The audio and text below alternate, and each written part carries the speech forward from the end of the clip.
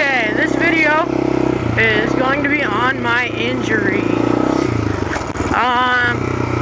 So far in my whole life, I've only had 3 injuries that I need to go to the hospital for. I probably should have gone to the hospital for a few more of mine that I've had, but I didn't. The first one I had, I was riding my snowmobile. It was like 2 days after my birthday. My birthday was on a Friday.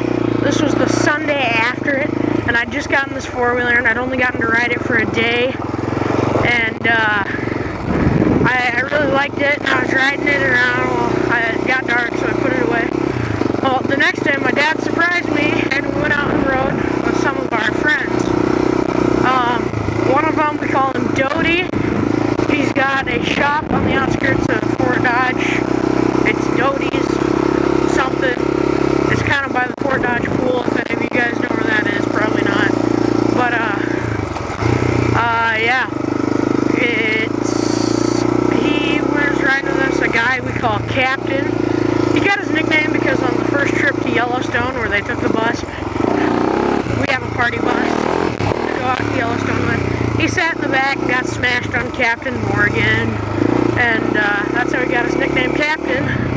And we were out riding sleds, and we got about a quarter mile down the trail. We decided to cut across a field. Big mistake. No, the farmer didn't come out and shoot us.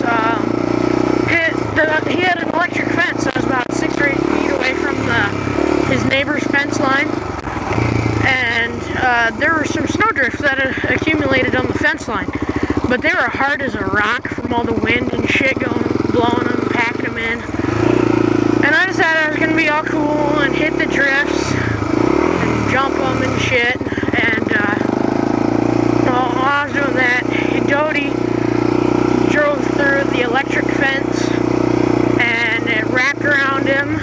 Luckily it didn't cut him in half, which wouldn't be that unlikely for wire based off stories I've heard in the past and reports of people and barbed wire. But it shocked him, but it broke the line, cut off the current. Oh, we wired it back to, we tied the wire back together, so at least he didn't have to go out and repair it. But we got another maybe 100 yards down the trail. We're moving again, moving pretty quick, and I hit a snowdrift. Okay, it was a drift, a drop, a big drop, and then it straightens out. And I hit the first one, and I yanked the bar out of my right hand like that.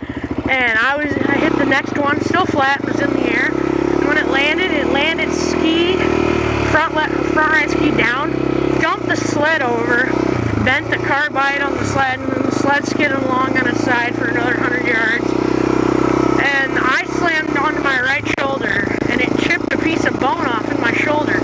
And I had to ride bitch back on my dad's sled, back up to the house, back up to Doty's house. Thankfully we weren't too far away.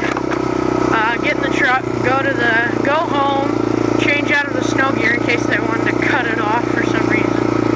And then, because that's a $300 coat, I didn't want to be in the ER all hot and sweaty.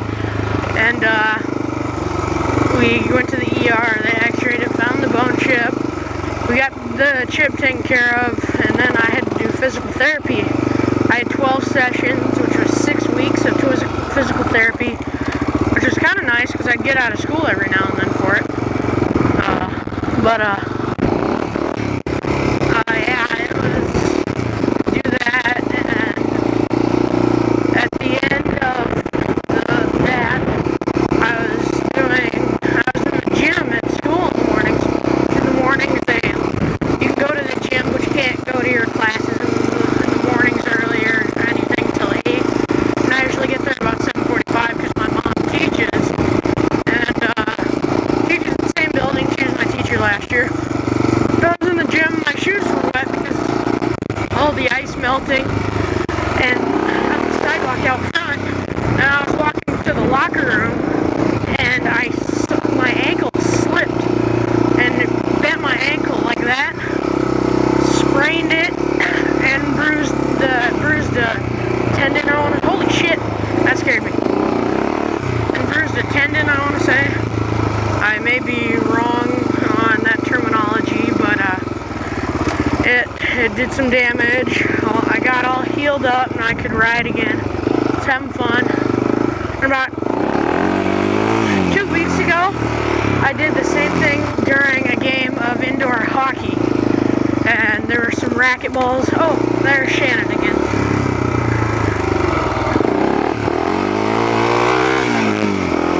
Doing some indoor hockey. And there's some racquetballs on the floor from the last class. Well, I went to swat a racquetball, and I did the same thing with my right ankle, except it went the same direction as my left ankle, but this time it went inward. And same thing again, except not as bad. So I was only out for another week or so. I went back to PE a few days later.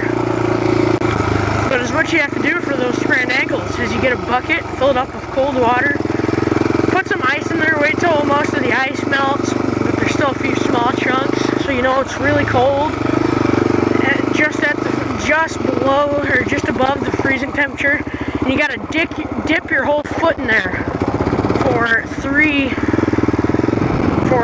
minutes. And that was cold as shit. And it doesn't even numb your foot at 3 minutes. Especially when you can see your foot in there and see it turning a purplish color. And it sucks, and it feels like somebody stabbing you with a bunch of needles. You get that pins and needles feeling, except larger needles and more of them. And it hurts, and you kind of puss out a little bit. I take my feet out about 230, 240-ish every time, because I'm a pussy with extremely low pain tolerance.